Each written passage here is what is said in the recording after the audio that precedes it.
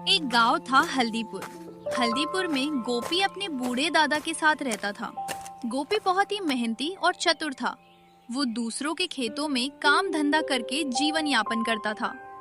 अगर किसी दिन लोगों के खेतों में काम नहीं मिलता तो वो जंगल में लकड़ियां काटने चला जाता। इतनी मेहनत के बाद भी गोपी 2 समय का भोजन बड़ी मुश्किल से जुटा पाता था।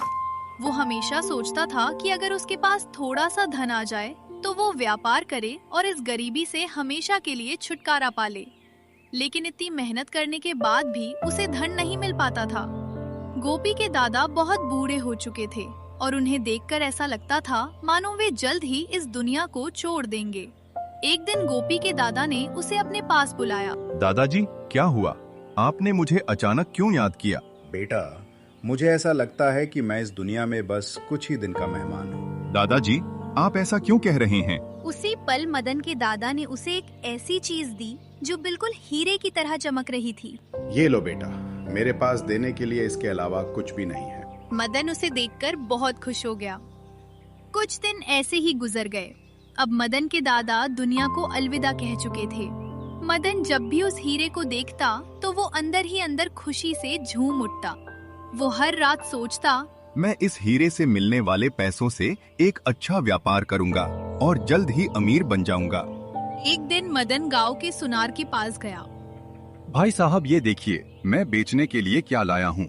आप इसके कितने रुपए देंगे, बताइए? सुनार ने हीरे को ध्यान से देखा और फिर मदन से कहा, अरे मदन भाई, ये क्या उठा लाए हो? ये कोई हीरा वीरा नहीं है, ये तो एक साधारण कांच का टुकड़ा है। ये सुनकर जैसे मदन के पैरों तले जमीन ही खिसक गई। वो अंदर ही अंदर बहुत दुखी हो गया और अपना हीरा लेकर वापस अपने घर की ओर चल पड़ा। लेकिन मदन हार मानने वालों में से नहीं था। उसने मन ही मन सोचा कि कल वो नगर के सबसे बड़े जौहरी के पास जाएगा और अपने हीरे की परख करवाएगा। ये सोचकर वो निश्चिंत होकर रात को सो गया।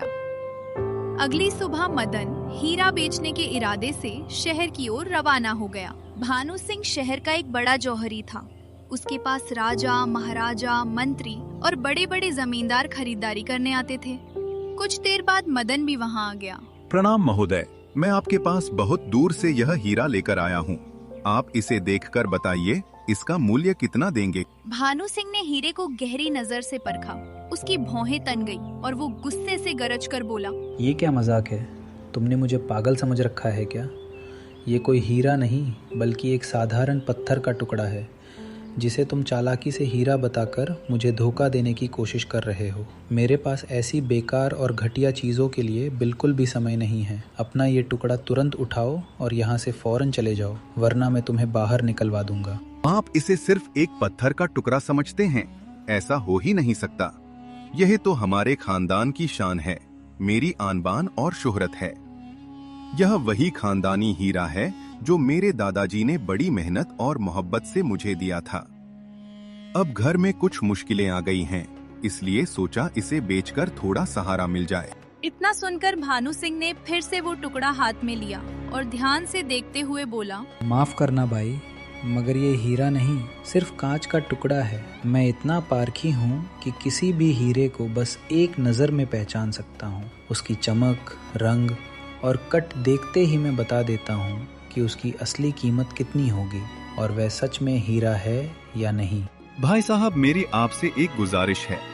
अगर आप यह हीरा खरीद नहीं सकते तो इसे अपने पास ही रख लीजिए।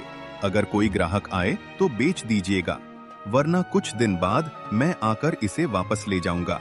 उम्मीद है आप मेरी बात समझेंगे और मेरी मदद करेंगे। गोपी की गिड़गिड़ाहट देखकर भानु सिंह का दिल पसीज गया और वो हीरा अपनी दुकान में रखने को राजी हो गया। भानु सिंह जी, इस हीरे को आप अपने हिसाब से बेच दीजिए।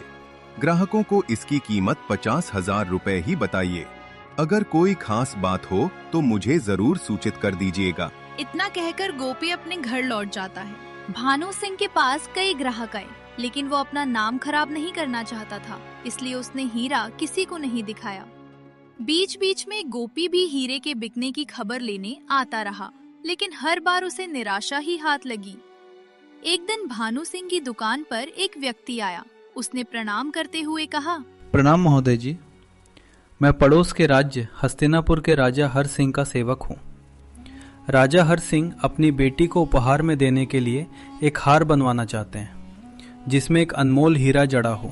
ये सुनते ही भानु सिंह ने उसे तरह तरह के हीरे दिखाने शुरू किए। वो व्यक्ति हीरो को ध्यान से देखता रहा, मगर उसे कोई भी हीरा पसंद नहीं आया।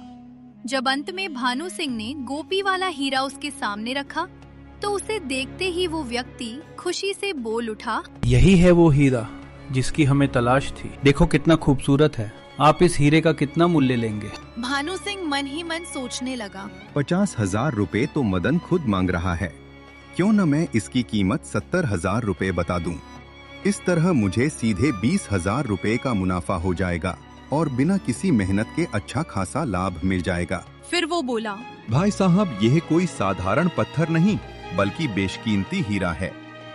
इसकी कीमत 70,000 रुपए है और इतना दाम इसकी चमक और खूबसूरती के सामने बिल्कुल उचित है। महोदय, मैं इतने रुपए तो लेकर नहीं आया, लेकिन मेरे पास अभी 5,000 रुपए हैं। आप ये रकम रख लीजिए और सौदा पक्का कर दीजिए। मैं जल्द ही बाकी 65,000 रुपए लेकर आ जाऊंगा और फिर हीरा ले जाऊंगा। भानु सिंह के दोनों हाथों में लड्डू थे। उसने तुरंत 5,000 रुपए लेकर सौदा पक्का कर दिया। 2 दिन बाद मदन दुकान पर आया और बोला, भाई साहब, मेरा हीरा बिका या नहीं? अभी तक पूरा नहीं बिका, लेकिन कोशिश जारी है। ठीक है, तो आप मेरा हीरा वापस कर दीजिए। मैंने सुना है कि उस हीरे की तलाश में कोई बड़ा व्यापारी घूम रहा है, मैं वही बेच दूंगा। अब भानु सिंह घबरा गया। उसने सोचा, अगर मैंने हीरा वापस कर दिया तो 5,000 रुपए लौटाने पड़ेंगे और सारा मुनाफा हाथ से चला जाएगा। इससे अच्छा है कि मैं 50,000 रुपए देकर यह हीरा खुद ही खरीद लूं। मदन भाई, सच कहूं तो मुझे यह हीरा बहुत पसंद आ गया है। मैं इसे खुद ही खरीद लेता हूं। लीजिए आपके पूरे 50,000 रुपए। मदन रुपए लेकर अपने गांव चला गया।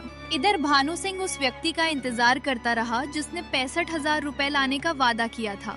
धीरे धीरे 1 महीना बीत गया, लेकिन वो व्यक्ति कभी वापस नहीं आया। अब भानु सिंह को शक हुआ, लेकिन वो क्या करता? अगर कोतवाल से शिकायत करता तो उसकी ही बदनामी होती। लोग कहते, इतना बड़ा व्यापारी होकर एक साधारण आदमी से ठगा गया। असल में वो व्यक्ति किसी राजा का सेवक नहीं था, बल्कि मदन का मित्र था।